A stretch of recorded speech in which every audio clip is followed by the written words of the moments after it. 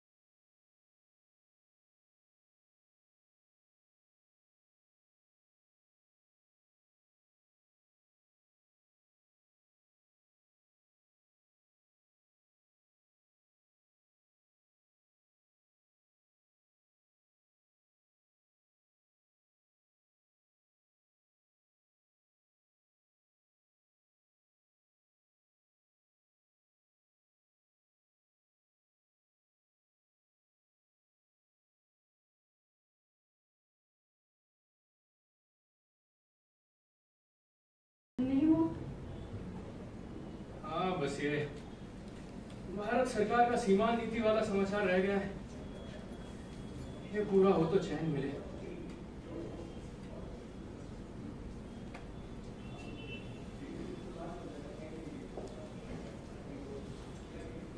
मैंने सुना है हमारे अखबार की बिक्री दिन प्रतिदिन कम होती जा रही है। क्या ये सच है? ये तुमने सुना है तो सच ही सुना होगा। क्यों ना हम अखबार के साथ उपहार भी भेंट करें पाठकों को? उपहार भेंट करने से पैसे खर्च नहीं होंगे क्या? किंतु बिक्री भी तो बढ़ जाएगी। अरे कितनी बढ़ जाएगी?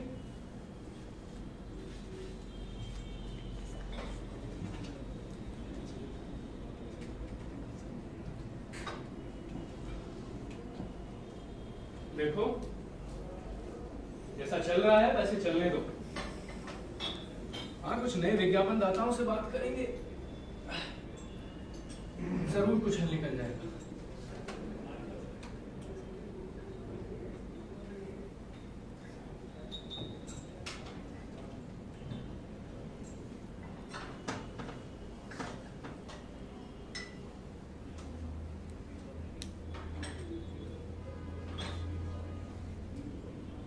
वैसे तुम्हारे कहने पर ही मैंने अंग्रेजी अखबार लिखना शुरू किया था, नहीं तो मैं तो संपादक के कार्य से भी संतुष्ट था। आप दूसरों के अखबार में लिखते थे, वो कोई गौरव की बात तो नहीं थी। अपने अखबार में अपनी लेखनी को पूरे वेग से दौड़ाया जा सकता है। इसी से मैंने आपको अपना अखबार निकालने की राय दी। हाँ भाई, राय तो अच्छी दी थी तुमने, आखिर मुझे संपादक बना ही दिया है।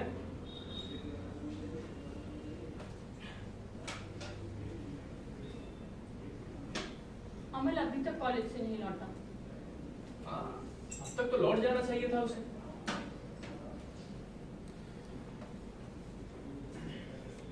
वैसे चारू, अमन के घर आ जाने से तुम्हारा अकेलापन कितना दूर हो गया है ना। भाई कहने को तो वो मेरा फुफेरा भाई है, लेकिन सगे भाई से भी ज्यादा सम्मान देता है मुझे। सम्मान देगा क्यों नहीं? हाँ। आप उसका हर तरह से ख्याल जो रखते हैं, बड़े भाई का कर्तव्य जो निभाते हैं। तो अमल है भी बहुत प्यार, बड़ा भाई मानता है मुझे, आदर भी खूब करता है। नहीं तो आजकल के लड़के तो बस जानती हो तुम।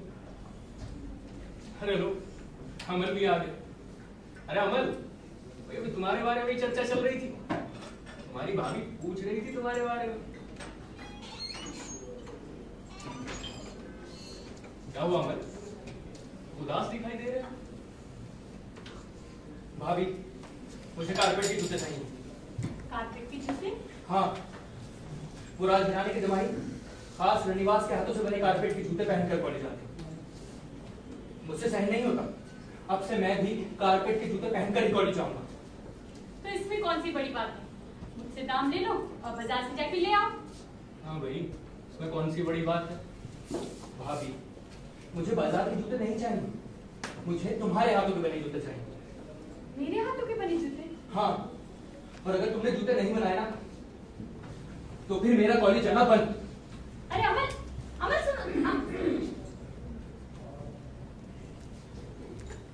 ये भी कोई बात हुई भला? अरे भाई, सीधो देवर के लिए एक जोड़ी जूते, उसमें क्या है? हाँ, मैं बैठी बैठी उसके लिए जूते की सिलाई करके मरूं, तुमसे ना हो। चारू जूते सीना भी नहीं जानती और अमल को एक बात बता भी नहीं सकती। ये है चारू का धर्म संकट। अरे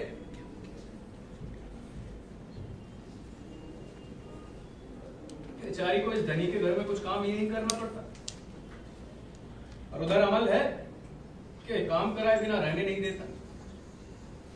खैर, अमल की ये प्रार्थना भी अवश्य पूरी होगी, ये तो हम जानते ही हैं।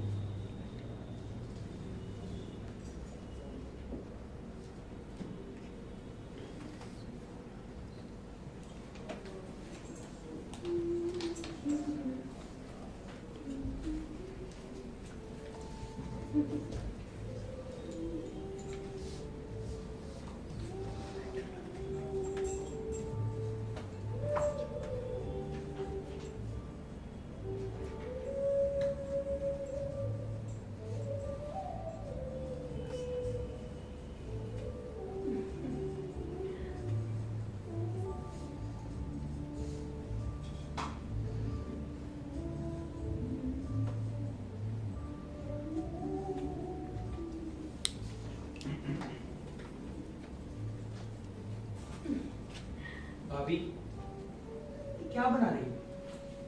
देवर जी, ये बगिया का चित्र है। अच्छा, जरा देखो तो।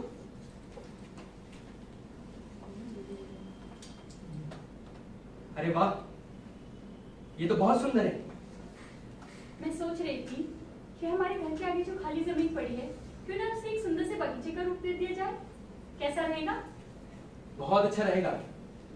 अभी वहाँ सिर्फ एक विलायती आंवले का पेड़ है, अब वहाँ एक पूरा हरा भरा बगीचा होगा। हाँ, और उस बगीचे में तुम राज करने के समान अपने हाथों से पेड़ों में जल दिया करोगे। हाँ, और तुम पश्चिम के एक कोने में एक झोपड़ी तैयार करना, जिसमें हरित का बच्चा रहेगा। हाँ, और हमने एक झील भी बनाएंगे जहाँ पर हंस दाना चुनेंगे। और झील में मैं नीलकमल लगाऊंगी। बहुत दिनों से मेरी इच्छा है नीलकमल देखने की। उस झील पर ना एक पुल भी बनाएंगे, और घाट पर एक छोटी सी सुंदर सी डोंगी रहेगी। और घाट हम सफेद संगमरमर का बनाएंगे। लेकिन भाभी, इसमें तो बहुत पैसे खर्च हो जाएंगे। अच्छा, तुम खर्चे की चिंता मत करो, मैं घर खर्च में से धीरे धीरे जोड़कर जमा करती रहूंगी, उसी से सब हो जाएगा। उससे नहीं होगा, हजारों रुपए खर्च हो जाएंगे। ऐसा करते हैं, झील रहने देते। नहीं, झील तो किसी भी प्रकार नहीं छोड़ी जा सकती, उसमें मेरे नीलपत रहेंगे। फिर ऐसा करो कि हरिम के घर पर खपरेल की छत मत डालो, वहां पर यूं ही मामूली सा पुआल छावा देने से काम चल जाएगा। ठीक है, लेकिन मॉरिशस से लवंग, कर्नाटक से चंदन और सिंघल से दालचीनी के पौधे मंगवाने हैं, ये याद रखना। भाभी क्यों ना मनी प्लस से देसी और विलायती पौधे मंगा ले, कम खर्च में काम चल जाएगा। रहने दो, नहीं चाहिए मुझे बटन। अरे भाभी तुम तो गुस्सा कर बैठे, ऐसा करो भैया से बगीचे की बात छेड़ो, वो पैसे दे देंगे। नहीं, तुमसे कहने में क्या मजा रह जाएगा। बगीचा हम दोनों तैयार करेंगे, बगीचा तैयार हो जाने पर उनको यहाँ बुलाकर आश्चर्य में डाल देंगे। वो सोचेंगे कि जापान देश से अलादीन के चिराग से कोई बाग उखाड़कर यहाँ लाया गया। अमन, यहाँ इस जगह पत्थर की वेदी बनेगी, यहाँ झील और वहां हरिन का घर। कितना सुंदर लगेगा ना हमारा बगीचा। बहुत सुंदर लगेगा। फूले फूले ढोले ढो मोही की बांधे दुबान हिलोनो तोले कोल्लोले चली आजा पीको की कुंजे कुंजे पीको की कुंजे कुंजे कुहू कुहू कुहू गाए की जाने किसेरो लागे प्राणों पूरी खाए हाय। अमन, तुम लिख सकते तो कितना अच्छा होता। क्यों अच्छा होता? अरे अपने इस बगीचे का वर्णन करके तुमसे एक कहानी जो लिखवाती। ये झील, वो हरिन का घर, ये आंवले की छाया, झील में तैरते हंस, पेड़ों पर गाती कोकिला, कोकिला का मधुर स्वर, कू कू कू कू कू कू। कोई नहीं समझ पाता कि हमने कितने जतन से इस बगिया को बनाया। अमन, तुम लिखने की कोशिश करो ना, मुझे लगता है तुम जरूर लिख सकोगे। अच्छा ये सब तो ठीक, अगर मैं लिख सका तो फिर मुझे क्या मिलेगा? क्या चाहते हो तुम? मैं अपनी मसहरी की छत पर लता चित्रित कर दूंगा, तुम्हें वो पूरा का पूरा रेशम शिकार देना होगा। तुम भी अति करते हो अमन, मसहरी की छत पर कढ़ाई, भला ये भी कोई बात हुई? देखो भाभी, मसहरी जैसी वस्तु को भी श्रृंगार की जरूरत होती है, और मेरा तो मानना है कि संसार के 15 आना लोगों में सौंदर्य बोध होता ही नहीं। भाभी, क्या तुम भी उन 15 आना लोगों में से हो? अच्छा ठीक है, मैं मसहरी की छत तैयार कर दूंगी, लेकिन तुम लिखना शुरू कर दो। तुम्हें क्या लगता है कि मैं लिख नहीं सकता? अच्छा, तब तो तुमने जरूर कुछ लिखा होगा। मुझे दिखाओ। अरे दिखाओ, अरे दिखाओ। भाभी, अमन,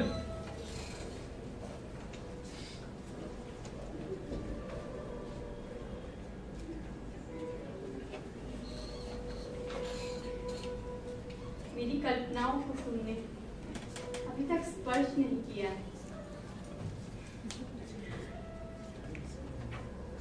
सूतिका गृह में भाग्य पुरुषों के प्रवेश से पूर्व शिशु के ललाट पट के समान तुम निर्मल हो,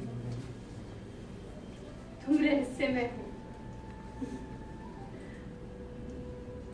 जिस दिन तुम्हारे अंतिम पृष्ठ की अंतिम पंक्ति में उपसंहार लिख सकूंगा, वो दिन आज कहाँ है?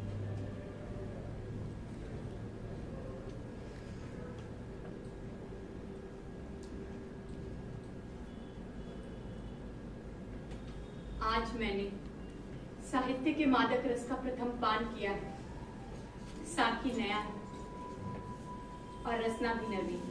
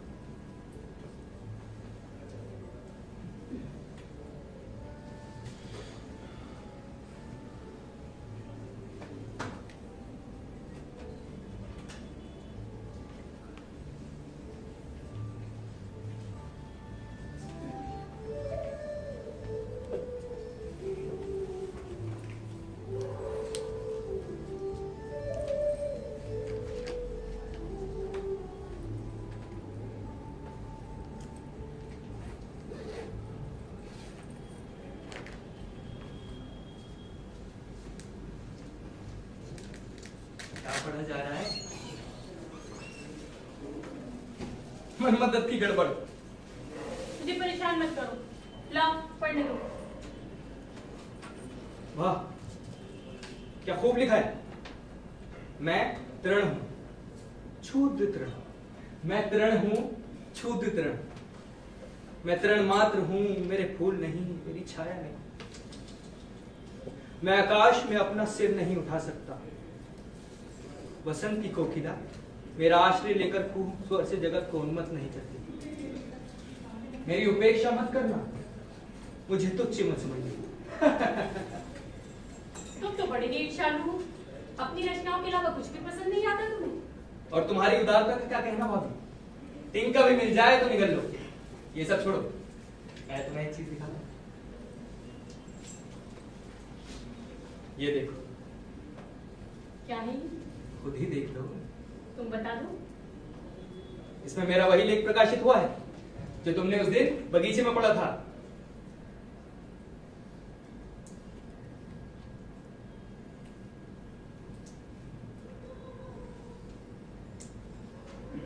क्या हुआ भाभी? तुम्हें खुशी नहीं हुई? इसमें ऐसे वैसे लेख प्रकाशित नहीं होते। संपादक बड़ा आदमी होता है, 100 में से 1 छांटता है।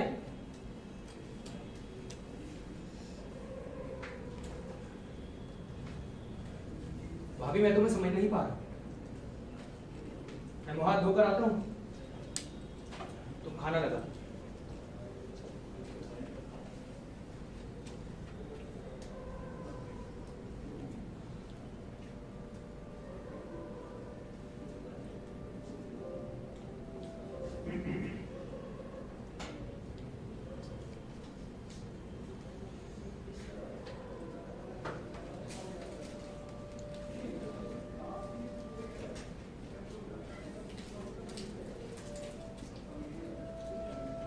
प्रसन्न होने की चेष्टा कर रही हूँ अमन,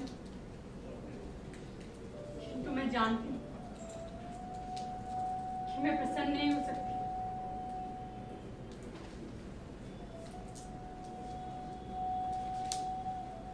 इस लेख पर मेरा भी अधिकार था, ये मेरी भी संपत्ति। तुम लेखक और मैं पाठक, इसकी गोपनीयता ही इसका प्रधान रस है। अब इस लेख को हर कोई पढ़ेगा, बहुत से लोग इसकी प्रशंसा करेंगे,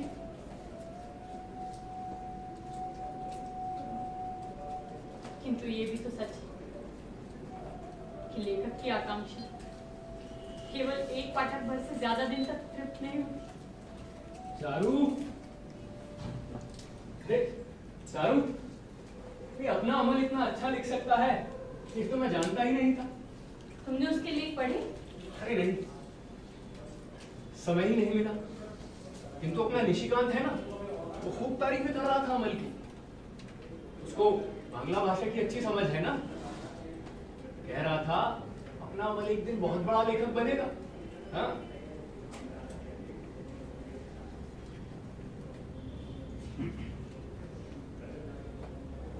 अरे अमल भी आ गया। अरे अमल, तुम तो लेखक बन गए हैं? तुम्हारे लेख तो पत्रिकाओं में छपने लगे हैं आजकल। ये सब भाभी की प्रेरणा से ही संभव हो पाया मुझे। मैं भोजन का प्रबंध करती हूँ।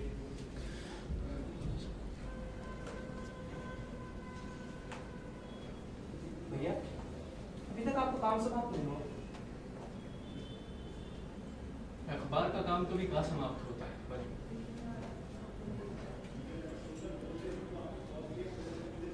एक तरफ चारू है जिसके पास समय काटने के लिए कोई कार्य नहीं, और दूसरी तरफ मैं, इसके पास इतना भी समय नहीं है कि चारू के पास तो घड़ी बैठ सकूं।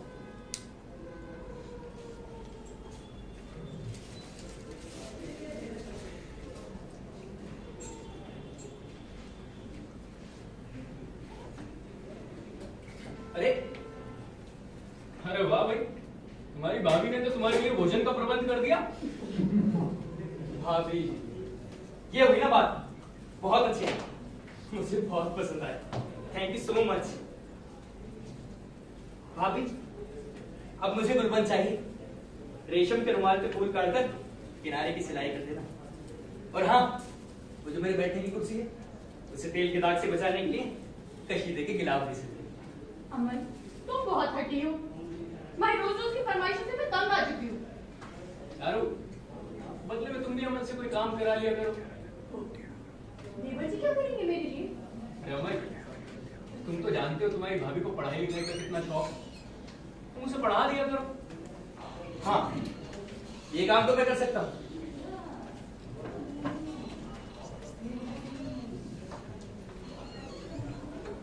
मुझे पढ़ाकर अमन का समय नष्ट करना क्या ठीक है? तुमने क्या उसे कोई मामूली प्राइवेट ट्यूटर समझ रखा है? देखो, अगर तुम्हारे जैसी भाभी हमें पढ़ाने को मिलती ना तो बस बस, रहने दो। पति बने हुए ये क्या काम आफत है? अच्छा ठीक है, कल से मैं तुम्हें अवश्य पढ़ाऊंगा। और जाकर दिखाओ तो क्या पढ़ती हो पूरा दिन, पुस्तकें दिखाओ अपनी। रहने दो, पल भर के लिए भी तो अपने अखबार का काम छोड़ नहीं सकते। चले वो मुझे पढ़ा सकते। देखो, इस वक्त तुम जिधर चाहो उधर मेरा मन मोड़ सकती हो। अच्छा, हाँ।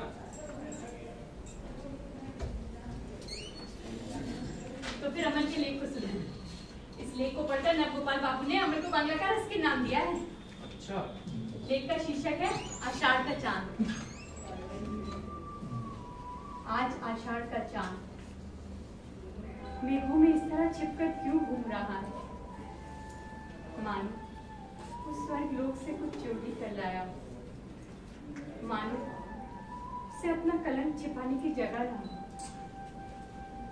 फागुन के महीने में जब आकाश के किसी भी कोने में कहीं भी मुट्ठी भर भी मेघ नहीं थे, तब तो वो निर्लज्ज के समान जगत की आंखों के सामने उन्मुक्त आकाश में स्वयं को प्रकाशित किए हुए था। और आज उसकी वही तरह हंसी शिशु के स्वप्न के समान, प्रिय की स्मृति के समान, सुरेश्वरी शची के अलग विलंबित मोतियों अरे की मां। बहुत अच्छा लिखा है चारू, बहुत अच्छा लिखा है, किंतु ये कवित्व मेरी समझ में नहीं आते। तो फिर क्या समझते हो? मैं संसारी आदमी हूँ, मनुष्य को समझता हूँ। तो क्या मनुष्य की बात साहित्य में नहीं लिखी जाती? लिखी जाती है, गलत लिखते हैं। अरे मनुष्य के शरीर वर्तमान रहते उसे बनावटी बातों के बीच खोजते रहने की क्या जरूरत है? हैं? नहीं, लिखने को इनके पास कुछ नहीं होगा, फिर भी बेसिर पैर की इतनी सारी बातें लिख देंगे। ये तो मैं सिर फोड़कर मर जाऊं तब भी ना कह सकती।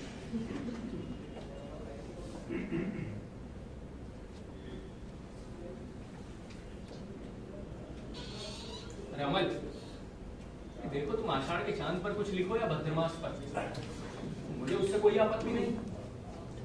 मैं किसी की स्वाधीनता में हाथ नहीं डालता। तो मेरी स्वाधीनता कर दो। तुम्हारी भाभी मुझे तुम्हारे लेख सुना सुना कर परेशान कर देगी। ये कैसा अत्याचार हुआ भाई? भाभी, ये क्या बात हुई? मेरे लेखों को लेकर तुम भैया पर जुल्म करने का उपाय निकाल लोगी? ये जानता तो मैं लिखता ही नहीं। अपने भाई का विवाह करा दो, फिर कभी लेखों का उपद्रव ना सहना पड़ेगा।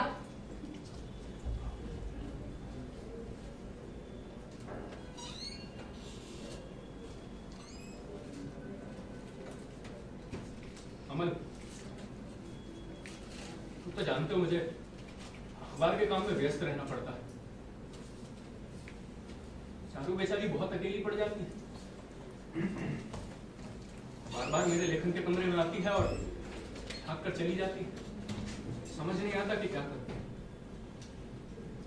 अमल, अगर तुम उसे पढ़ाई लिखाई में कुछ मदद करो तो कितना अच्छा होगा ना। और बीच बीच में अगर तुम उसे अंग्रेजी काव्य का अनुवाद करके सुनाओगे तो उसको लाभ भी मिलेगा। चारू की साहित्य में बड़ी रुचि है। ये बात तो आप ठीक कह रहे हो भैया। भाभी अगर थोड़ा और पढ़ लिख ले तो मेरा विश्वास है कि वो बहुत अच्छा लिखने लगेगी। इतनी आशा तो मैं नहीं करता, लेकिन हाँ, बांग्ला भाषा की समझ उसे मेरी अपेक्षा ज्यादा हो जाएगी, ये जरूर कहूंगा। अरे भैया, आपको नहीं पता, भाभी की कल्पना शक्ति बहुत खूब। महिलाओं में ऐसी कहाँ होती है? पुरुषों में भी कहाँ होती है, उसका प्रमाण मैं हूं। खैर, अगर तुम अपनी भाभी को गढ़कर तैयार करो ना तो मैं इनाम दूंगा तुम्हें। अच्छा, हाँ, क्या दोगे जरा सुनो तो। तुम्हारी भाभी जैसी एक तुम्हारे लिए भी खोज कर ले आएंगे। अरे भैया, फिर तो भाभी को गढ़ने में मेरा सारा जीवन निकल जाएगा। ठहरो ठहरो, मैं देखता हूँ।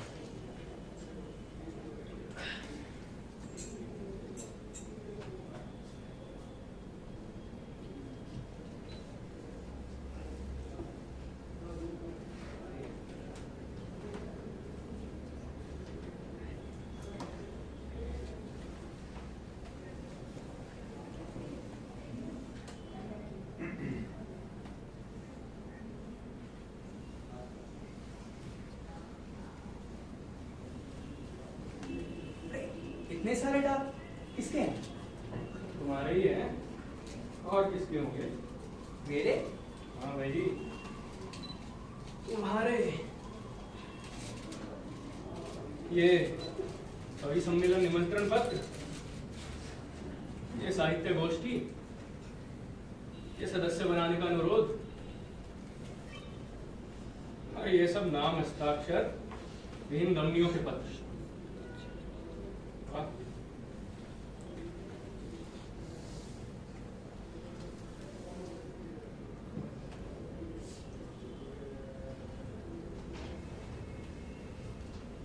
अरे चारू, ये अपना हमारा वो अमल नहीं रहा, बहुत बड़ा साहित्यकार बन चुका है। सो तो है।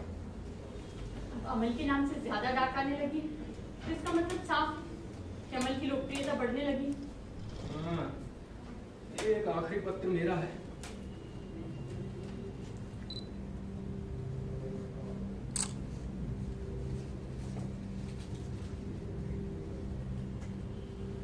चारू, ये तो कागज वाले की चिट्ठी है।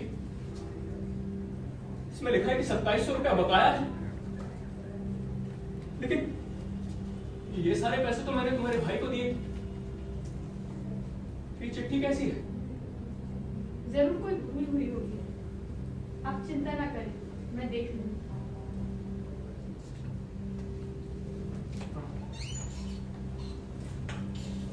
देख लेना, मैं चलता हूँ।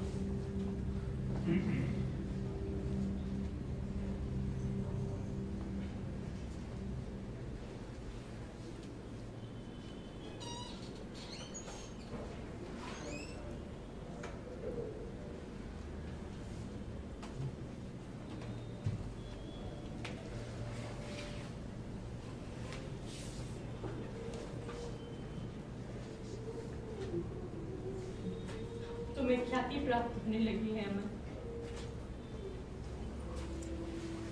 तो तुम्हारी ख्याति फूल में तो मैं, तो मेरी भागीदारी। अब अमल मेरे हाथ से निकलकर किसी और के हाथ में कैसे जा सकता है?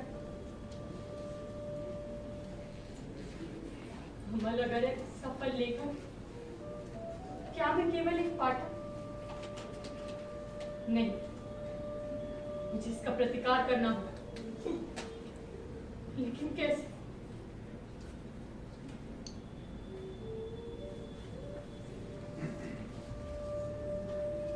अगर अमल लिख सकता है तो मैं भी लिखूंगी। मैं लिखूंगी और उसे आश्चर्य में डाल दूंगी।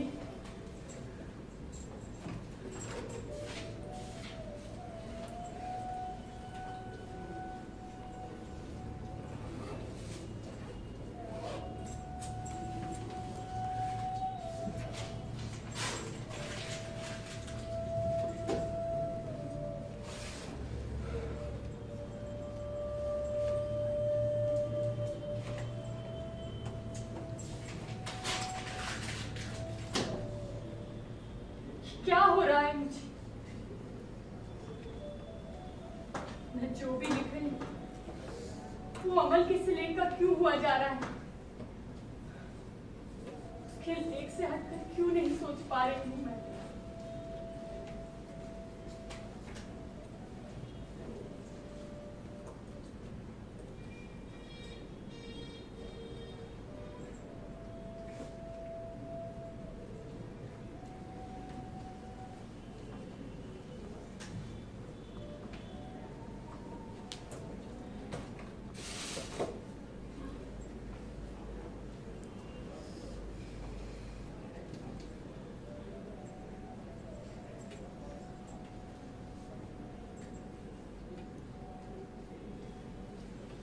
अच्छा भाभी, तुम तो कहती थी कि मैं लिख नहीं सकती।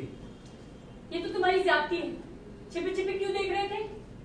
प्रकट रूप से नहीं देख सकता, इसलिए। लाओ मेरी कॉपी दो। दे रहा हूं, पढ़ने तो दो। अगर तुम पढ़ोगे तो तुमसे हमेशा के लिए कुट्टी हो जाएगी। अगर तुमने मुझे पढ़ने से रोका तो तुम्हारे साथ हमेशा के लिए कुट्टी हो जाएगी। ओफो अमल, तुमसे तो पार पाना मुश्किल है। भाभी कहाँ जा रही हो? तुम्हारे लिए पान ले लो। ए चांद, तू मेघों के बीच छिपे चोरों की तरह क्यों घूम रहा है? सहसा कहां से आकर अपने नीलांचन के नीचे तारों को चुराकर भागे जा रहा है। तू भागता है इसलिए कि मैं तुझे पकड़ नहीं सकती, अपनी भुजाओं में जकड़ नहीं सकती।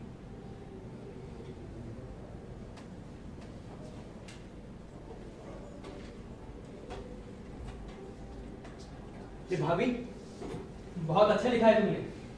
मजाक करने दो, मेरी कॉपी दो। काफी अभी नहीं दूंगा, इसकी नकल करके पत्रिका के लिए भेजूंगा। नहीं, तुम ऐसा नहीं करोगे। ऐसा मैं अवश्य करूंगा। मैं तुम्हें करने नहीं दूंगी। तुम मुझे रोक भी तो नहीं सकती। अमल, तुम बहुत हठी हो।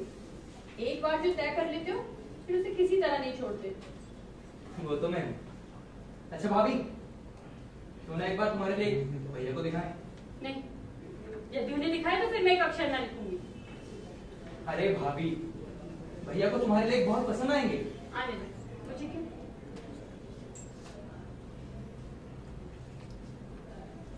अमल, क्यों ना हम एक मासिक पत्रिका निकालें? कैसा रहेगा? विचार तो अच्छा है, लेकिन पत्रिका चलेगी कैसे? उसमें कोई खर्चा नहीं होगा, छापा तो जाएगा ही नहीं। हाथ से लिखेंगे, उसमें तुम्हारे और मेरे लेख के अतिरिक्त और किसी का लेख नहीं निकलेगा। केवल 2 प्रतियां निकलेंगी, एक तुम्हारी और एक मेरी। मेरी रचनाओं को तुम पढ़ना और तुम्हारी रचनाओं को मैं। ठीक है ना? फिर तो संपादक लोग मुझे मार ही डालेंगे। क्यों? मेरे लेख जो उन्हें नहीं मिलेंगे। अच्छा, और अगर तुमने अपने लेख कहीं और छपवाए तो मैं तुम्हें मार डालूंगी।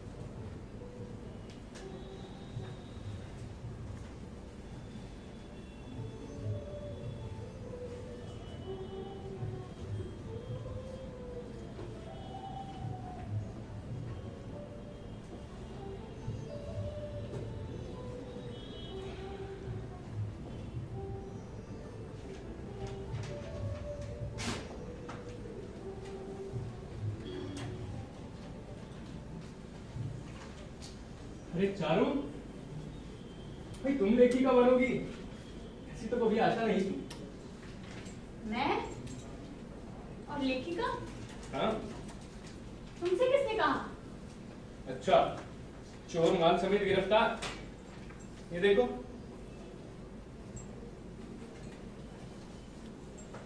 अरे हाँ, ये भी सुनो। आधुनिक बांग्ला लेखक का ढंग। इसमें गद्य रचनाओं को गाली देते हुए लेखक ने खूब कड़ा निबंध लिखा है। साथ ही इसमें अमल की लेखन शैली का उपहास उड़ाया गया है और तुम्हारी तारीफ की गई है। हाँ, तो लेखक लिखता है कि श्रीमती चारुलता की भाषा की अंतिम सरलता और चित्र रचना प्रशंसनीय है। इस प्रकार की सुंदर लेखन शैली से ही अमल कंपनी का उद्धार संभव है, नहीं तो वो फेल हो जाएगी, इसमें कोई संदेह नहीं है। भाई इसे ही कहते हैं गुड़ गुड़ रह गया और चेला शक्कर बन गया। चारू, मुझे प्रेस में कुछ काम है, मैं होके आता हूं।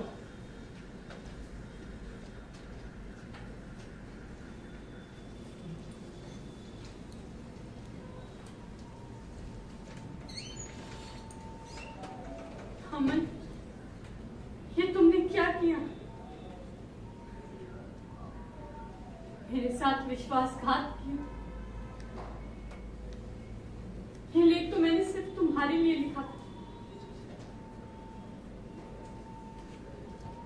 तुम्हारे पीछे एक अनुबंध हुआ था। मेरा लेख तुम पढ़ोगे और तुम्हारा मैं। फिर तुमने ऐसा क्यों किया? जिन लेखों को मैं अपनी गुप्त संपत्ति मानकर संचित करती रही, तुमने उन्हें सरेआम कर दिया। बड़ी साहस से पाले हुए पक्षियों को पिंजरे का द्वार खुलकर उड़ा दिया।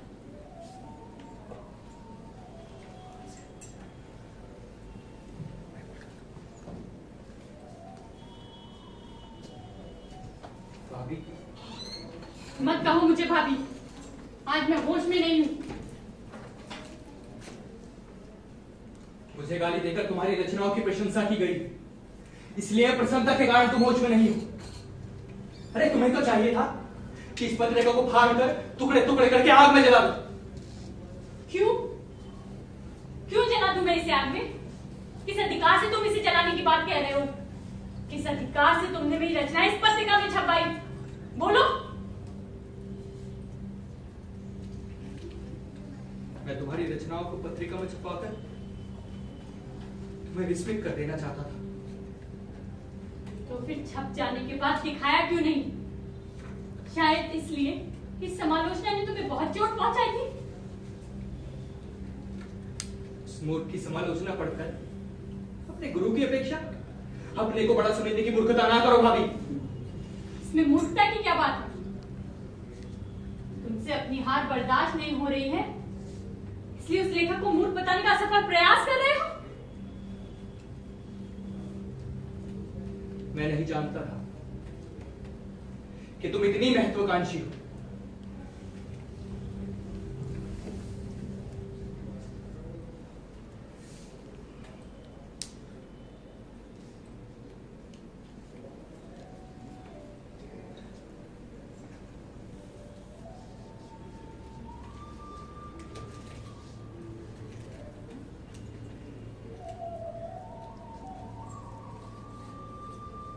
तुम्हें कैसे बताऊं अमन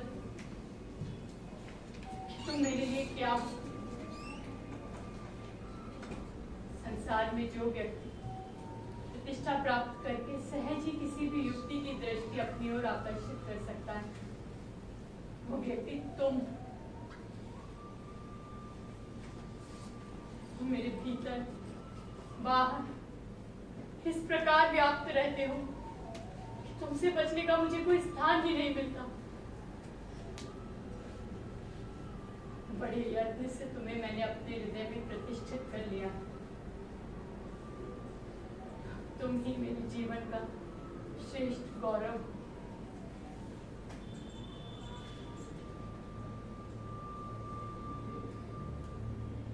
चारू, चारू, क्या बात है? तुम्हारे भाई ने मेरे नाम से बाजार में उधारी उठा रखी है और मुझे मकान बनवा रहा था, उसके लिए उसने सारा सामान मेरे नाम से उधार उठा रखा है। कागज वाले के जो पैसे उसे दिए थे वो भी उस तक नहीं पहुंचे।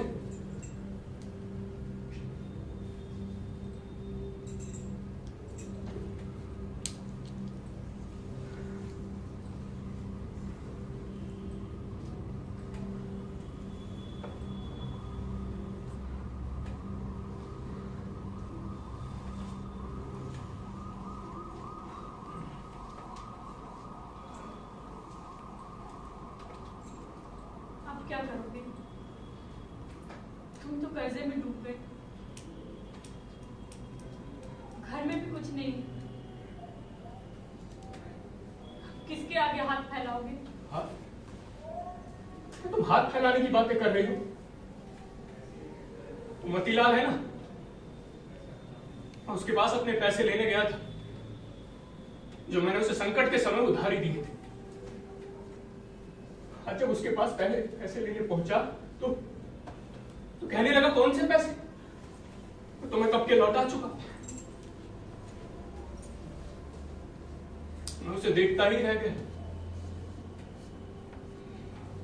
सोचकर वहां से चला आया कि यदि कुछ हंगामा हो गया तो मेरा ही उपहास बनेगा। मैं पानी लेकर आती हूँ।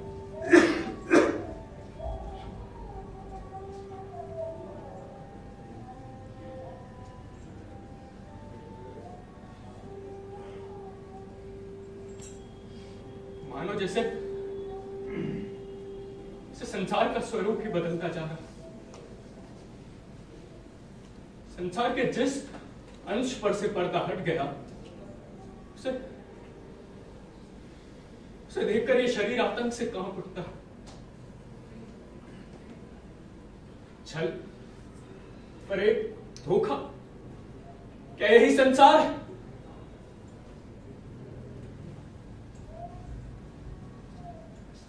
पानी।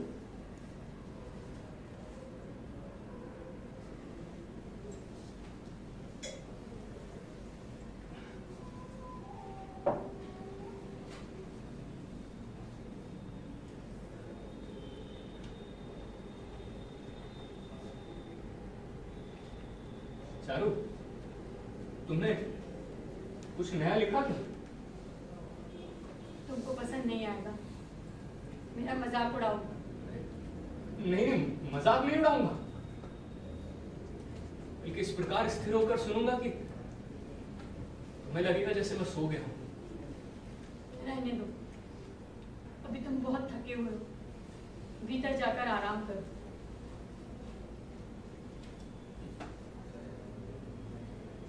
ठीक है, मैं आराम कर लेता हूं।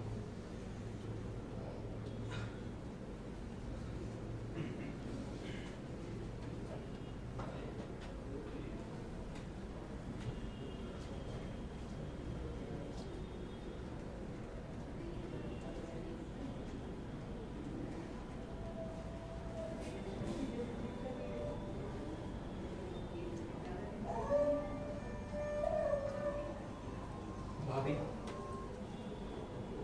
भैया को क्या हुआ? कुछ भी तो नहीं। तो फिर वो इतने बेचैन से क्यों दिख रहे हैं? शायद किसी अखबार वाले ने उनके अखबार को गाली दी हो।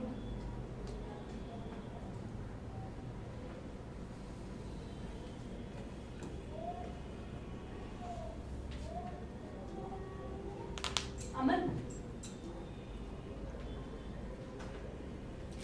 आज मैंने अमावस्या का आलोक शीर्षक पर एक लेख लिखा है, तुम्हें सुनाऊं? नहीं, रहने दो। अरे अमल, मैं अंदर गया तो मुझे याद आया कि एक जरूरी बात करना तो मैं भूल ही गया।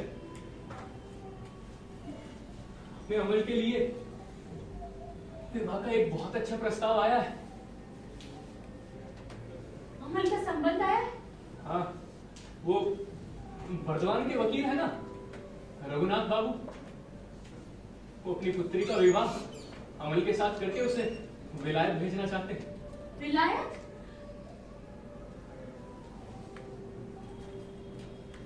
अमल विलायत चला जाएगा? मुझे नहीं लगता। तुम्हें क्या लगता है अमल विवाह नहीं करेगा? पर पहले भी तो कई बार प्रयत्न करके देख चुके हैं ना हम लोग। हाँ, किंतु इस बार इस प्रस्ताव को ठुकराना अमल के लिए उचित ना होगा। मेरे सर पर बहुत भारी कर्जा हो गया। मैं इस प्रकार अमल को आश्रय न दे पाऊंगा।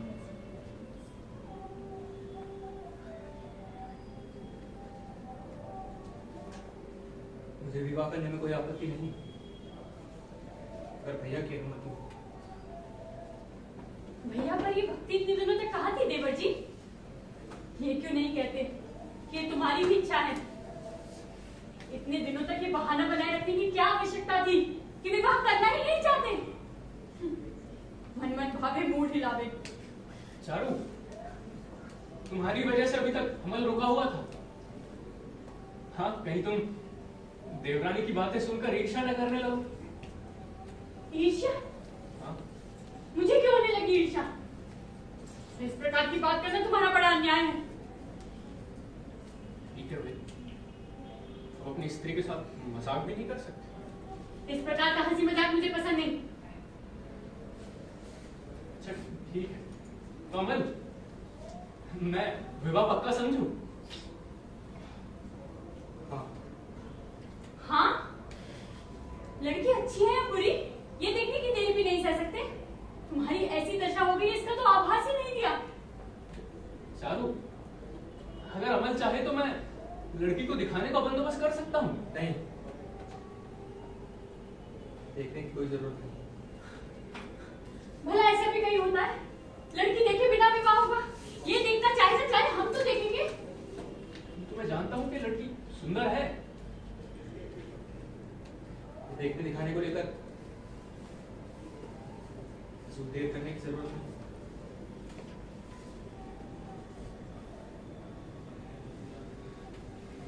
चलो अच्छा हुआ अमल विवाह के लिए राजी हो गया। मैं आराम से विश्राम कर सकता हूँ।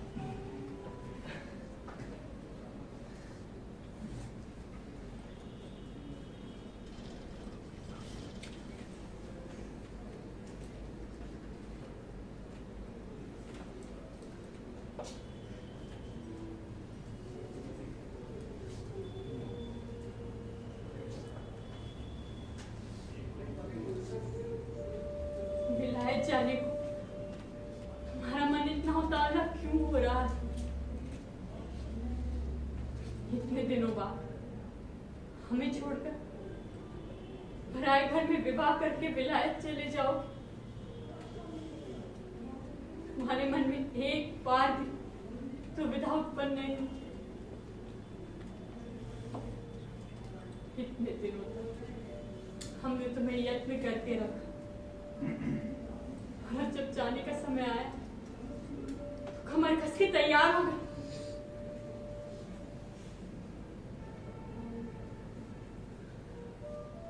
चारू, मुझे नींद नहीं आ रही।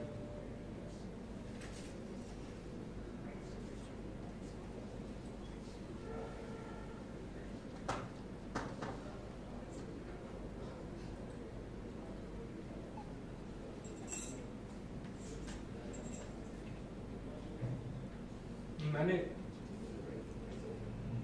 एक फैसला लिया है। अखबार का काम अब मैं छोड़ दूंगा। मैं और खर्च नहीं जुटा सकता।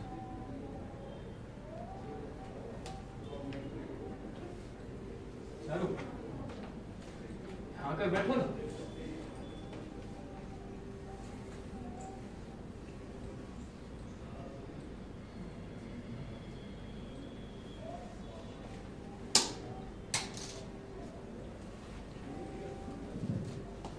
जिस साधना में मैं दिन रात एकाग्र मन से लगा हुआ था, आज उसे एक क्षण में विसर्जित करना पड़ रहा। अपने जीवन के जिस परिचित पथ पर मैं पिछले 12 वर्ष से चल रहा था, मानो जैसे सहसा एक जगह पहुंचकर जल में आ पड़ा।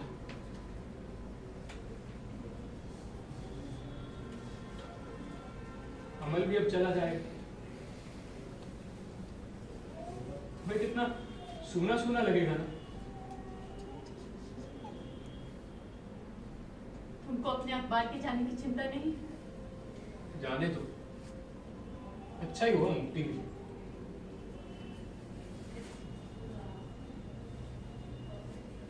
चारू,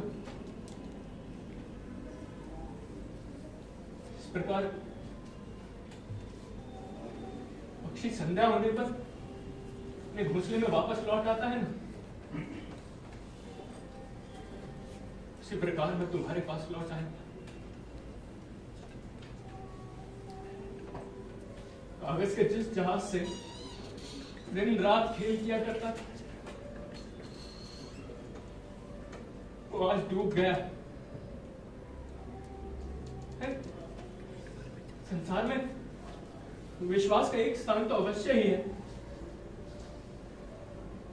यही मेरा स्थान।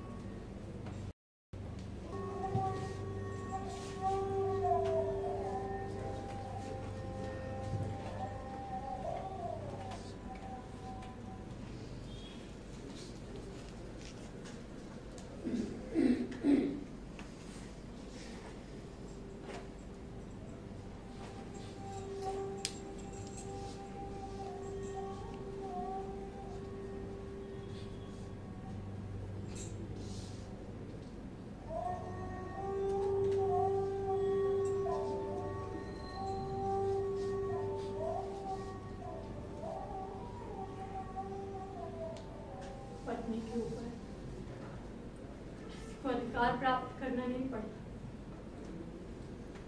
वो तो ध्रुव तारे के समान अपने प्रकाश से स्वयं को आलोकित रखती, हवा से पुष्टि में तेल की भी आवश्यकता नहीं पड़ती।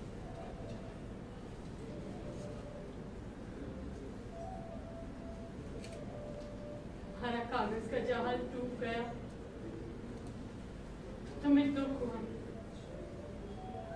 किंतु अंतःपुर के किसी मेहराब में दरार पड़ी है ये देखने की तुमने कोई चिंता नहीं की।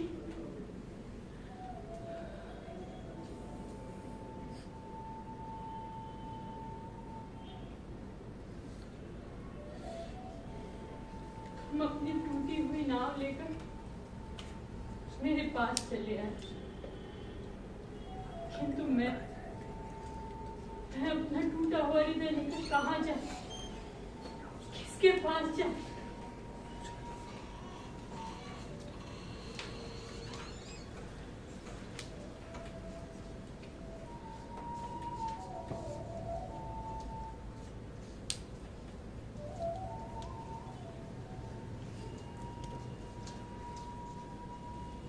भाभी, मैं कल सवेरे ही चला जाऊंगा। तुम्हें भैया को देखना है। इतनी बहुत संकटपूर्ण अवस्था हो गई, तुम्हें छोड़कर इनके पास सांत्वना का कोई और मार्ग नहीं। अकेले ही अपने दुख दुर्दशा से जूझ रहे, लेकर इसे भी सहायता आया, सांत्वना नहीं मिल रही।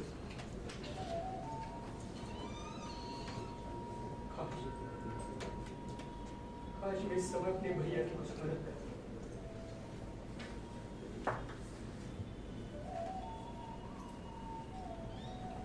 अमन,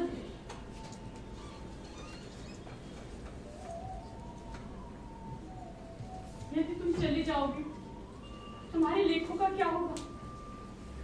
आषाढ़ का चांद, अमावस्या का आलोक, इन सब का क्या होगा? चोले में गया आषाढ़ का चांद और अमावस्या का आलोक।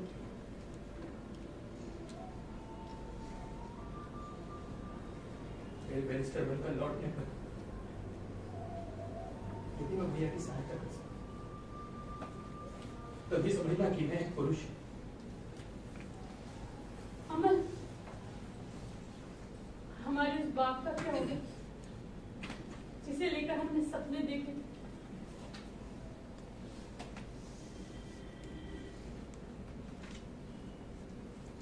उसे नष्ट कर दिया।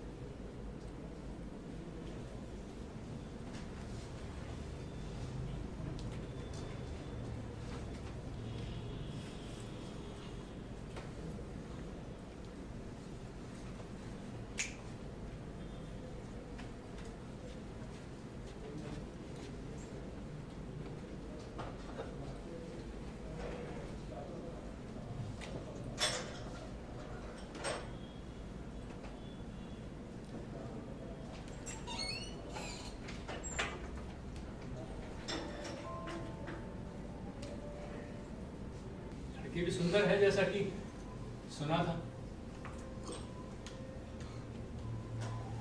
बेचारा अमल अकेला ही विलायत चला गया। उसे गाड़ी में बैठाने लगे तो छोटे बच्चों की तरह रोने लगा। उसको रोता देख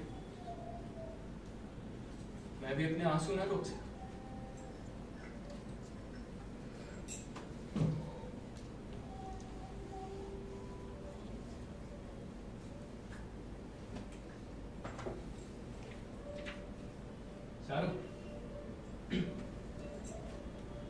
जानती हो मैंने अखबार के काम से छुट्टी ले ली है। मैंने फैसला किया है कि अब से तुमको लेकर पढ़ाई लिखाई और गृहस्थी के छोटे मोटे कार्यों में ही समय बिताऊंगा। ये घरेलू सुख ये सबसे सुलभ है और साथ ही सुंदर भी। इन्हीं सुखों द्वारा हम अपने जीवन के घर के कोने में संध्या द्वीप जलाकर शांति की अवतारणा करेंगे। मनोरंजन के लिए छोटे मोटे आयोजन करते रहेंगे जिससे हमें सुख मिलता रहेगा। चारू, ताश खेलें?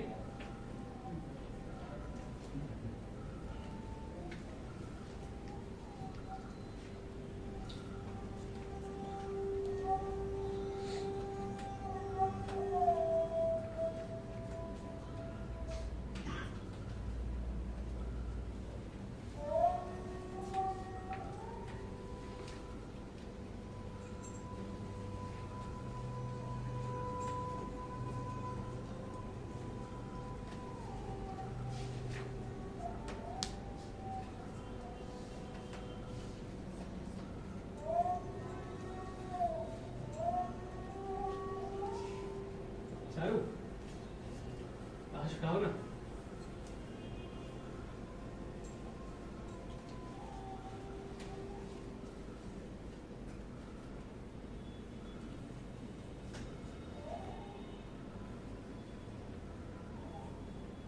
मैं सोच रहा था क्यों ना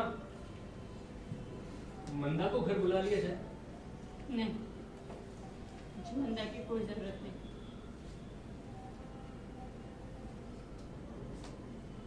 अच्छा, बुला लो। उसके आने से तुम्हारी देखभाल में सुविधा हो जाएगी। मेरी देखभाल? अरे नहीं नहीं, उसकी कोई जरूरत नहीं है चारू, मैं ठीक हूँ। सांस में मन नहीं लग रहा।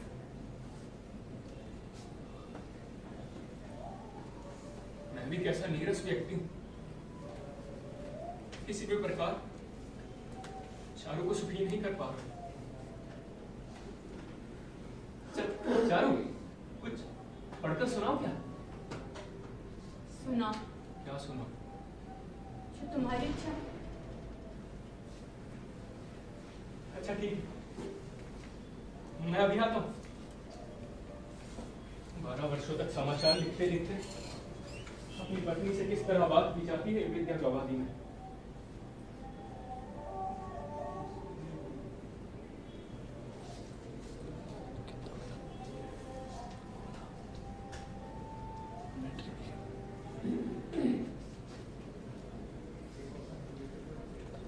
संसार का सब कुछ छोड़ एकमात्र मुझसे अपने जीवन के संपूर्ण आनंद प्राप्त करने की चेष्टा कर रही हूँ। तुम कोई और सहारा क्यों नहीं ले? तुमने कभी मुझसे किसी सेवा की मांग नहीं, किसी सुख की प्रार्थना नहीं की। फिर आज अचानक अपने जीवन के समस्त प्रयोजन मुझसे मांगने चले हो। लेकिन मैं तुम्हें कैसे बता कि अमल के अभाव में सांसारिक शून्यता की मात्रा बढ़ती ही जा रही। मैं तो जैसे किसी मरुभूमि में आ पड़ी, सोते सोते जाग उठती हूँ, अमल नहीं।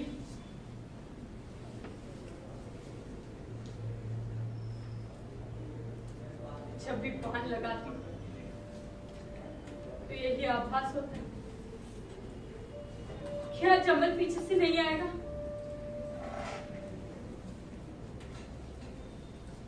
जब ज्यादा पान लगा देती तो याद आता है कि ज्यादा पान खाने वाला आदमी तो घर में है।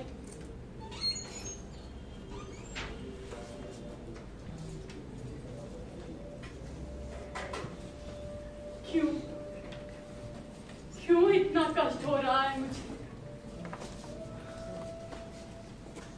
अमल के क्यों चले गए? यदि तुम प्रसन्न मन से विदा लेते तो शायद मैं इतना दुख ना पाती।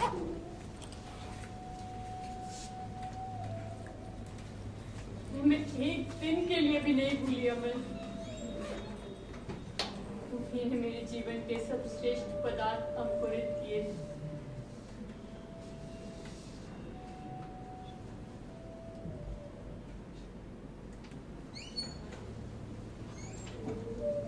चारू,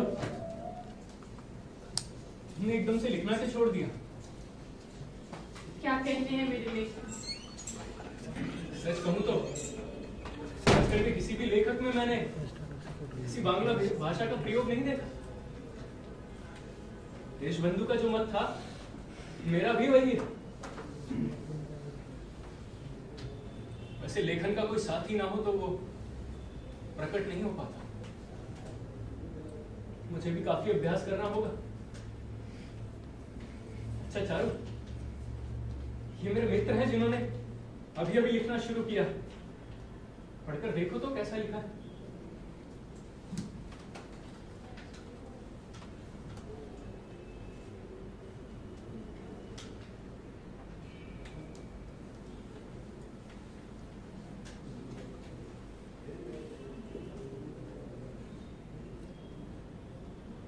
तुम्हारे मित्र के पहले लेख?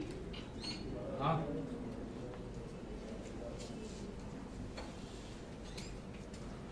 बहुत सुंदर। पहला लेख ऐसा नहीं लगता।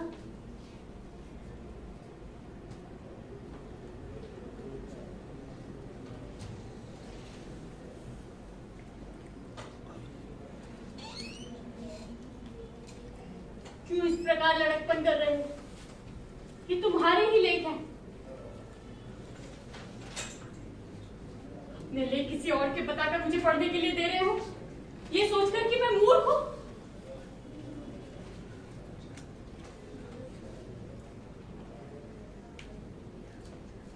चारू, अरे तुम यहाँ क्यों चली गए? वहां गर्मी थी इसलिए। तो मैं पंखे का बंदोबस्त करता हूँ ना। मैं ठीक हूँ, तुम चिंता क्यों करते?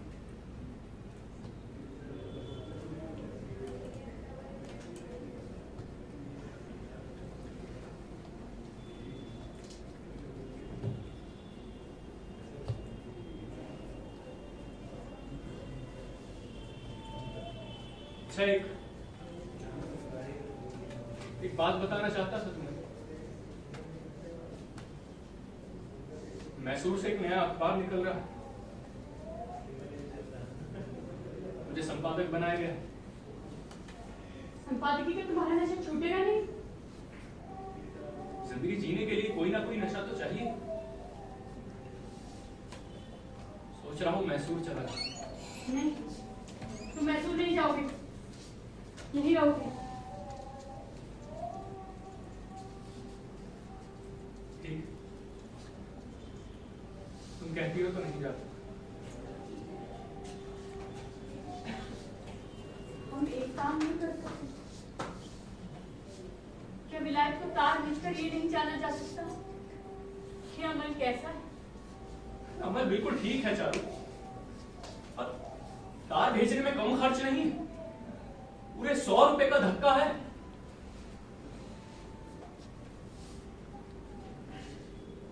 एक काम कर सकते हो, मेरी बहन के यहाँ जाकर उसका समाचार ला सकते हो। क्यों, वो बीमार है क्या? नहीं, बीमार नहीं है, किंतु तुम तो जानते हो वे तुम्हें देखकर कितना खुश होते हैं। ठीक, तुम कहती हो तो कल चला जाता हूं।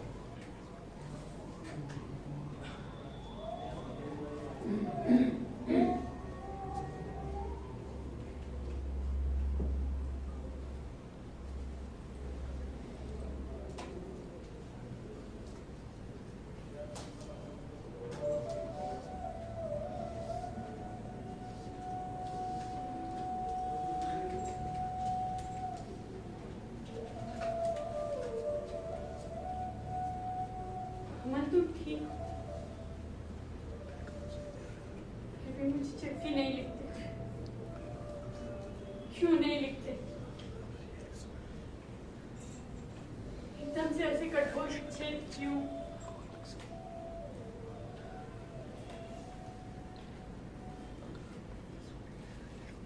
स्वेत से जब चिट्ठी लिखी उसमें प्रणाम, अदर से जब चिट्ठी लिखी तब भी प्रणाम, माल्टा से जो चिट्ठी लिखी उसमें भी प्रणाम।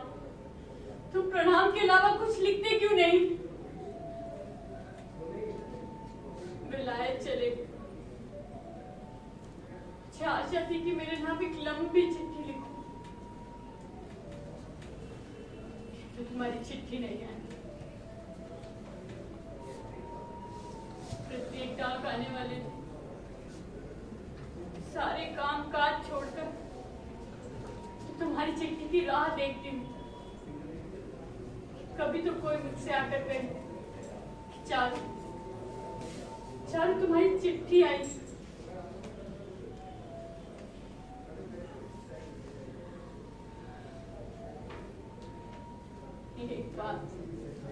एक बार सामने जाकर प्रश्न का उत्तर ले आने की चाह होती है, किंतु बीच में समुद्र, पार पाने का कोई रास्ता नहीं। पोस्टमैन।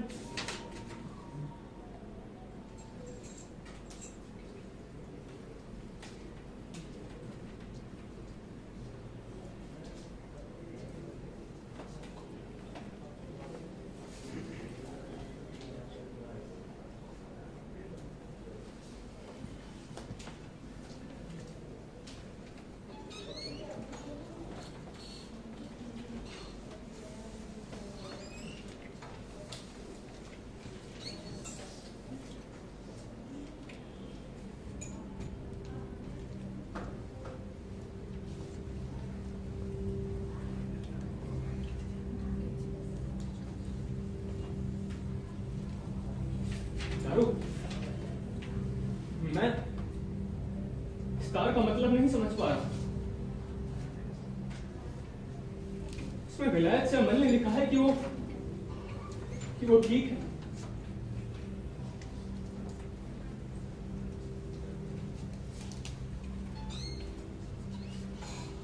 इसका क्या मतलब हुआ?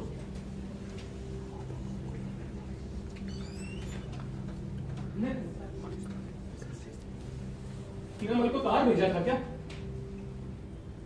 हाँ। तो इतने सारे पैसे कहां से आए?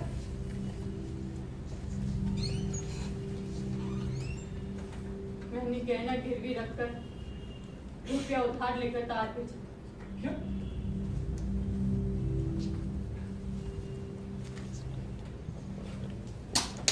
ये सब करने की क्या जरूरत थी? गहने गिरवी रखकर तार भेजने का क्या मतलब? तुमने ऐसी अति क्यों की?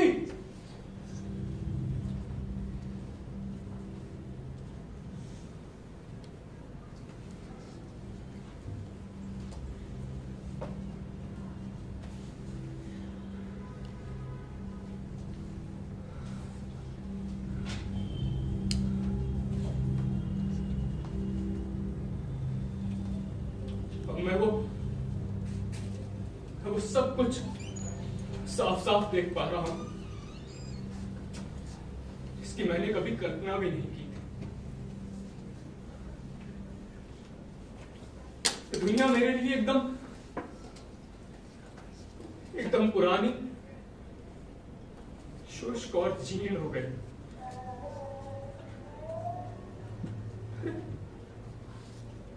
मैं सारी दुनिया से नाता तोड़कर, सब कुछ पीछे छोड़कर तुम्हारे पास लौटा था,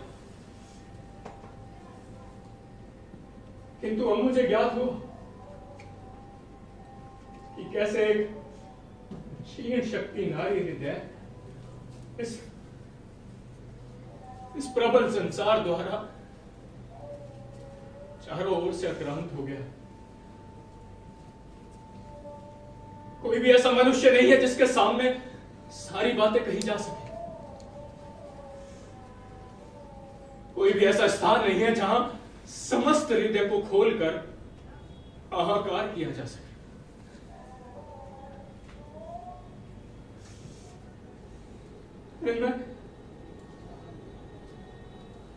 मैं सारी जिंदगी अखबार के काम में व्यस्त रहा। दुनिया की छोटी से छोटी, बड़ी से बड़ी खबर लिखता रहा।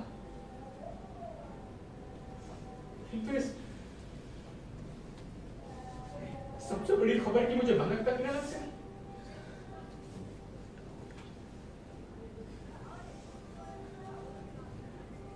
जानती हो चारू, जब बाढ़ आती है ना, तो इंसान जहां सबसे ऊंचा स्थान देखता है वहां दौड़ जाता है। यही सोचकर मैं तुम्हारे पास लौटा कि चाहे कुछ भी हो जाए, कि तुम मेरी चारू मुझे धोखा नहीं दे सकती। तो यहां तो लक्ष्मी ही लक्ष्मीहीन हो गई।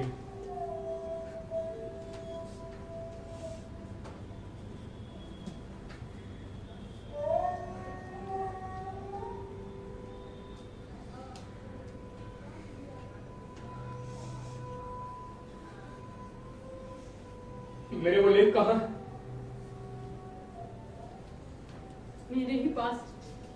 उन्हें मुझे वापस दे दो। इस समय? हाँ, इसी समय।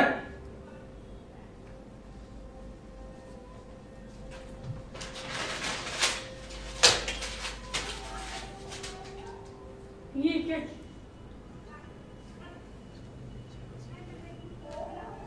जब मन परेशान होता है ना, तो छोटी से छोटी चोट से भी पीड़ा का अनुभव होता है। अरे मैं खाली हाथों से प्रार्थी बनकर तुम्हारे पास लौटा था। यदि तुमसे कोई प्रेम का प्रश्न या चिन्ह पा जाता तो मेरी क्षति औषधि का लेप हो जाता। तो मैं नहीं जानता कि तुम समस्त घर गृहस्थी के सब कर्तव्यों को छोड़कर मंजुमाला से सज्जित एक गोपन शोक मंदिर का निर्माण कर चुकी। पति के लिए कोई स्थान नहीं।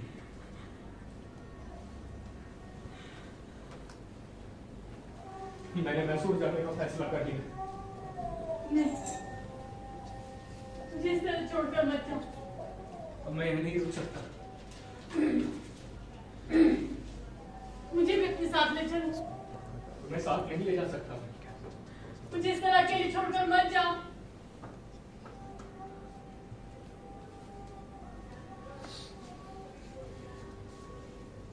जानता हूं कमल की वियोग स्मृति इस घर को लपेट कर जला रही है, और तुम भेदी हुई हिरनी की तरह से दूर भाग जाना चाहती। किंतु मैं कहां भागूं? तुमने मेरे बारे में एक बार भी सोचकर नहीं देखा। वो स्त्री जो किसी दूसरे व्यक्ति का ध्यान लगाए बैठी है, उसके विदेश जाने पर भी उसे भूल नहीं पा रही हो, क्यों?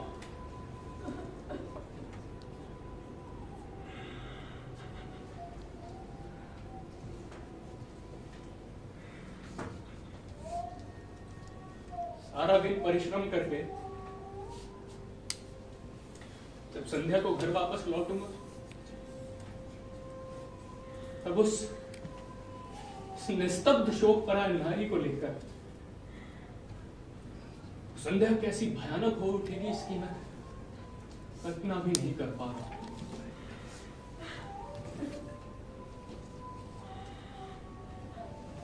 इसके हृदय पर मेरे भार को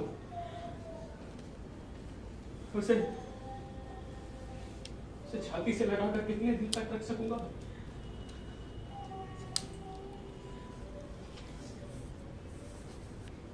मैं ये नहीं कर सकता।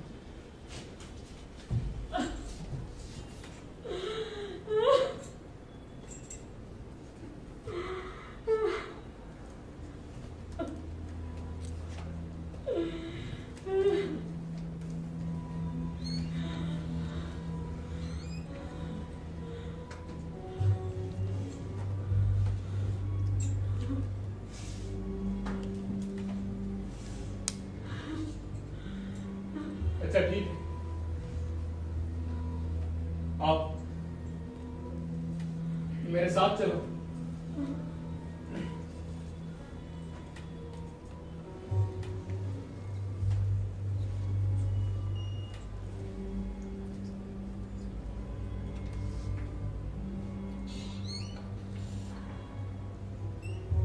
नहीं, रहने दो।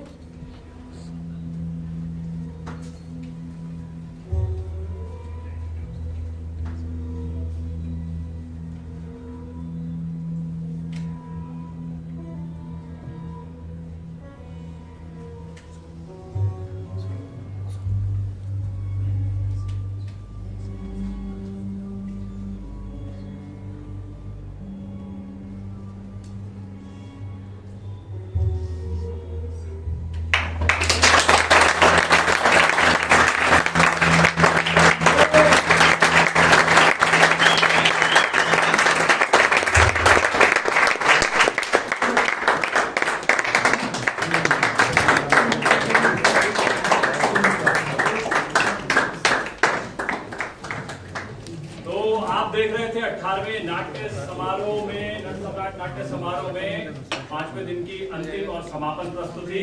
एक बार और जोरदार तालियां।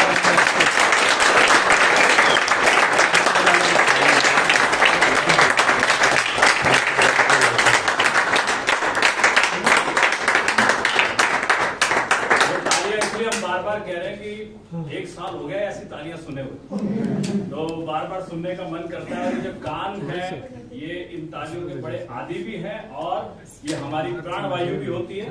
तो ये चारुलता की टीम है और जी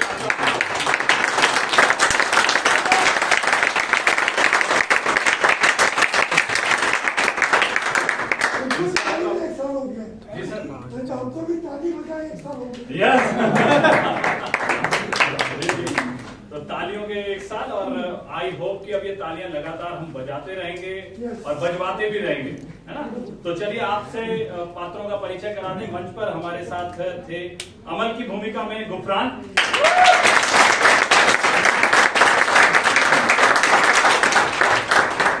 भूपति का किरदार कर रहे थे राजदीप,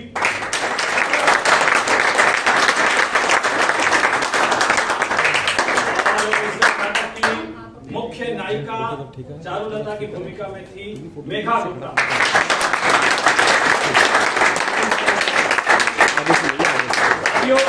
इसमें भी नाटक में पास में म्यूजिक विजय कुमार।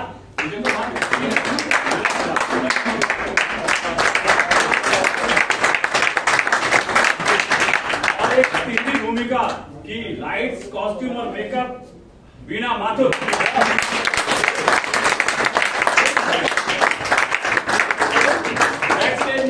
गौरव कुमार झा,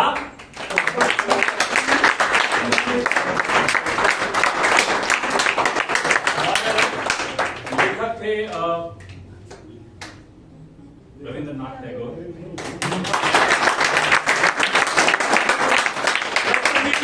प्रस्तुति अनुरागना थिएटर ग्रुप की।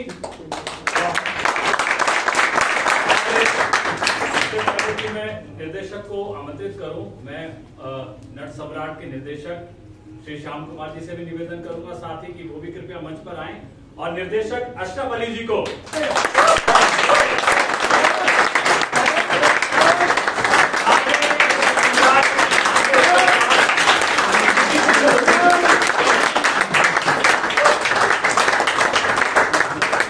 आज आपने अशरफ जी को अभिनय करते हुए भी देखा होगा। भाई थैंक यू इतनी अच्छी प्रस्तुति देने के लिए। ये नट सम्राट की ओर से संस्था की ओर से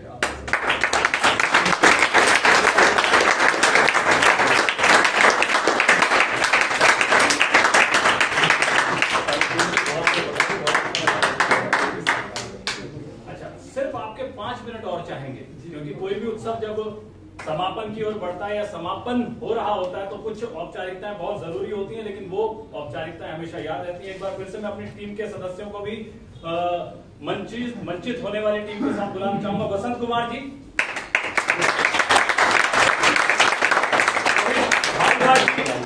रोहित भारद्वाज जी,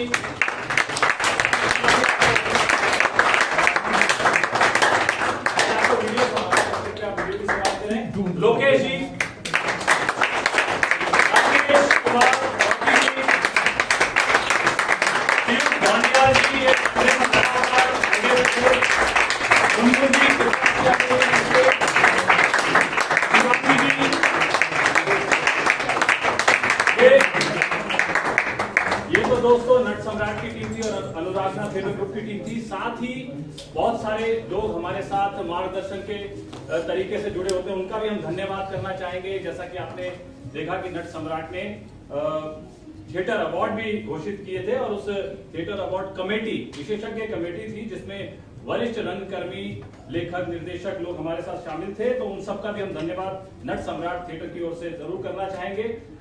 डीपी सिन्हा जी का हम धन्यवाद करना चाहेंगे। डॉक्टर जयदेव तनेजा जी का भी धन्यवाद करना चाहेंगे। दीवान सिंह बघेली जी का भी धन्यवाद करना चाहेंगे। आर.के. ढींगरा जी का भी धन्यवाद करना चाहेंगे। और साथ ही धन्यवाद करना चाहेंगे हम श्री जेपी सिंह जी का भी, जिन्होंने तालियां इतनी बजा रहे हैं। हाँ, चलिए थोड़ा सा सुनते हैं।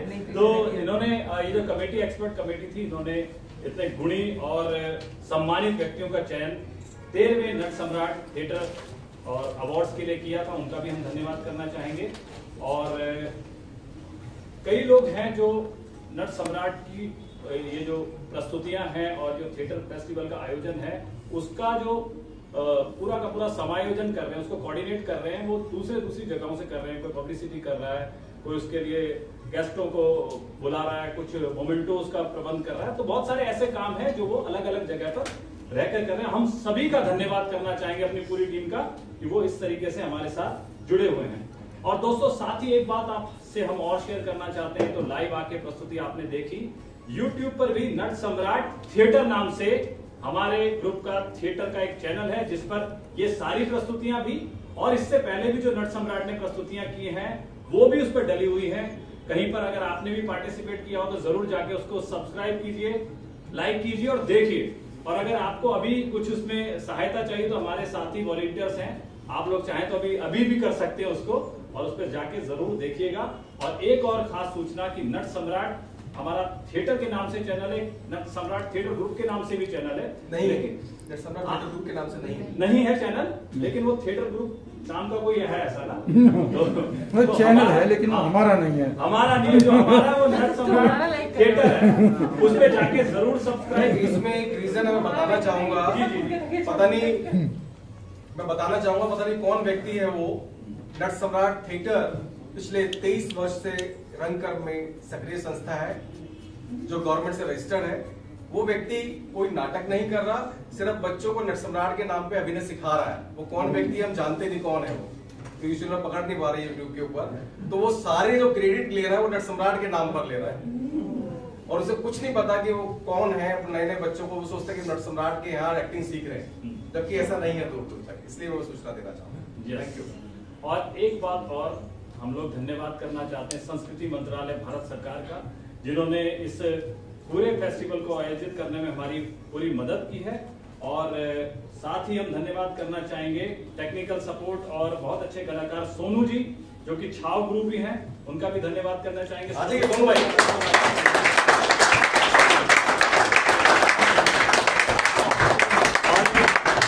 जहाँ पर ये प्रस्तुतियां हो रही हैं, जहाँ पर ये प्रस्तुतियां हम देख पा रहे हैं, भरत शर्मा जी का भी धन्यवाद करना चाहते हैं। और ये स्टूडियो जो एक नया वेन्यू थिएटर वालों के लिए खुला है, जिस पर अब लगातार आप लोग थिएटर देखते रहेंगे, उनका भी हम धन्यवाद करना चाहेंगे।